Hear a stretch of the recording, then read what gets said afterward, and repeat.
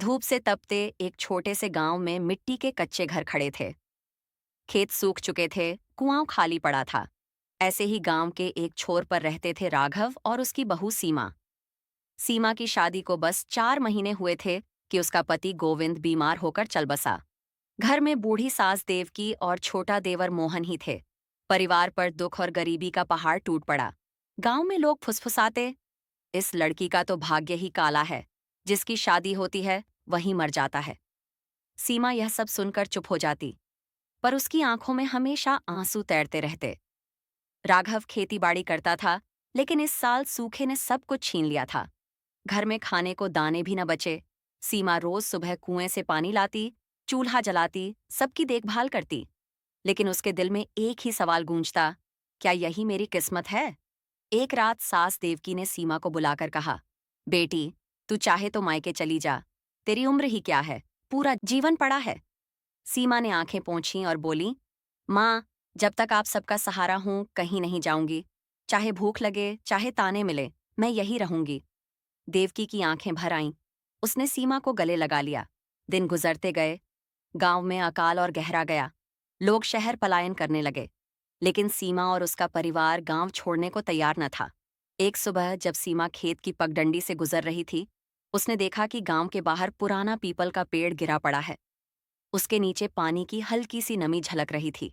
वह दौड़कर घर आई और बोली, मोहन, चलो, वहां पेड़ के नीचे पानी रिस रहा है। मोहन और राघव उसके साथ पहुंचे। सचमुच जमीन गीली थी। राघव ने कहा, शायद यहां से पानी का सोता निकलता हो। तीनों ने मिलकर गड्ढा खोदना शुरू किया। गांव के लोग हंसते रहे, अरे ये तो औरतों के खेल हैं, कहाँ से पानी निकलेगा। पर सीमा ने हार नहीं मानी। कई दिनों की मेहनत के बाद गड्ढे से सचमुच पानी फूट पड़ा। गांव वाले दौड़े आए। सब हैरान थे। जिसने भी देखा सीमा की तारीफ करने लगा। धीरे धीरे उसी सोते से पूरा गांव पानी भरने लगा। अब खेतों में हरियाली लौटने लगी, लेकिन खुशियां ज्यादा देर टिक न सकीं। गांव के जमींदार भैरव सिंह को यह बात पसंद नहीं आई। वह पानी पर अपना कब्जा चाहता था। भैरव ने अपने आदमियों से कहा, सीमा को डरा धमकाकर भगा दो, वरना कल को सब लोग उसी की पूजा करने लगेंगे। रात के अंधेरे में कुछ गुंडे सीमा के घर के बाहर पहुंचे। उन्होंने पत्थर फेंके और दरवाजे पर धमकियां दीं। मोहन डर गया, पर सीमा ने दरवाजा खोला और कहा, जो करना है करो, पर इस पानी पर किसी एक का हक नहीं, ये पूरे गांव का है। गुंडे हैरान रह गए।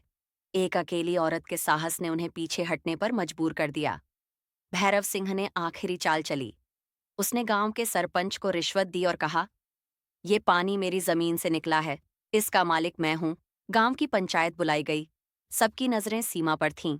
सरपंच ने गुस्से में कहा, सीमा, तूने बिना इजाजत जमीन खोदी है, ये पानी अब भैरव सिंह का होगा।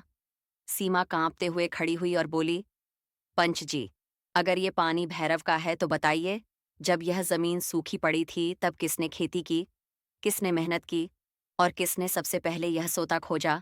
अगर आप सब कहें कि यह मेरा हक नहीं तो ठीक है, लेकिन याद रखना, यह पानी मेरे खून पसीने से निकला है और यह पूरे गांव का है। उसकी बातें सुनकर लोग भावुक हो गए। धीरे धीरे सबने एक स्वर में कहा, यह पानी पूरे गांव का है। पंचायत ने फैसला सुनाया, पानी किसी एक का नहीं होगा, इसे सब मिलकर बांटेंगे। भैरव गुस्से से तिलमिला गया, लेकिन कुछ कर न सका। अब गांव में नई रोशनी फैल गई। खेत लहलहाने लगे, बच्चे हंसने लगे, औरतें पानी भरते समय सीमा को आशीर्वाद देतीं। राघव ने एक दिन कहा, बेटी, तू हमारे घर में बहू बनकर आई थी, लेकिन तू इस गांव की मां बन गई है। सीमा की आंखों से आंसू बह निकले। उसने आसमान की ओर देखा और मन ही मन बोली, गोविंद, देखो, तुम्हारी सीमा अब अकेली नहीं रही, पूरा गांव उसका परिवार बन गया है। गांव की मिट्टी में गूंज उठा, सीमा, सीमा, हमारी बहू, हमारी माँ।